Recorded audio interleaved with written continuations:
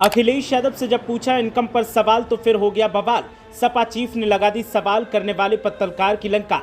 पत्रकार की हिमाकत पर पूर्व सीएम ने ऐसा जवाब दिया कि वो अब किसी नेता से ये सवाल नहीं कर पाएगा। इसे कहते हैं मौके पर चौका।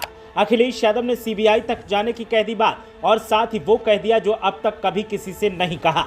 एक बात तो है, अब अखिलेश यादव के तेवर किसी की भी बैंड बजाने के लिए काफी हैं।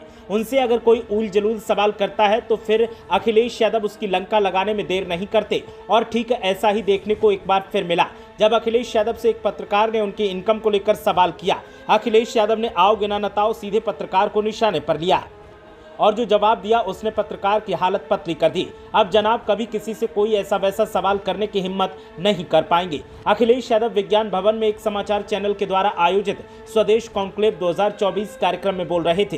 दर्शकों में से एक ने यूपी के पूर्व सीएम से उनके राजनीतिक जीवन पर चर्चा के दौरान उनके परिवार की आय में बदलाव के बारे में सवाल पूछा तो अखिलेश यादव ने सख्त जवाब दिया। उन्होंने कहा कि आप मेरी आय जानना चाहते हैं कि मेरी आय पहले कितनी थी और आज कितनी है। मैं 20 साल से अधिक समय से सीबीआई जांच के दायरे में हूं।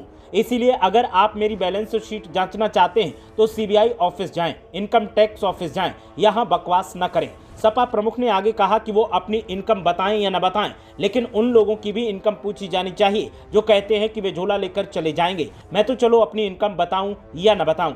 लोकसभा चुनाव 2024 के दौरान कन्नौज संसदीय क्षेत्र में दाखिल अखिलेश यादव के 25 अप्रैल 2024 के हलफनामे के मुताबिक वित्त वर्ष 2022-23 के लिए आयकर विवरणी में दर्ज उनकी आय 84,51,721 रुपए है। इसी तरह अगर पिछले कुछ सालों की बात की जाए तो वित्त वर्ष 2021-22 में उनकी आय 1 करोड़ रुपए से ज्यादा थी। वहीं वित्त वर्ष 2020-21 के दौरान उनकी आय 83,98,569 रुपए थी और वित्त वर्ष 2019-20 के दौरान 83,56,978 रुपए थी।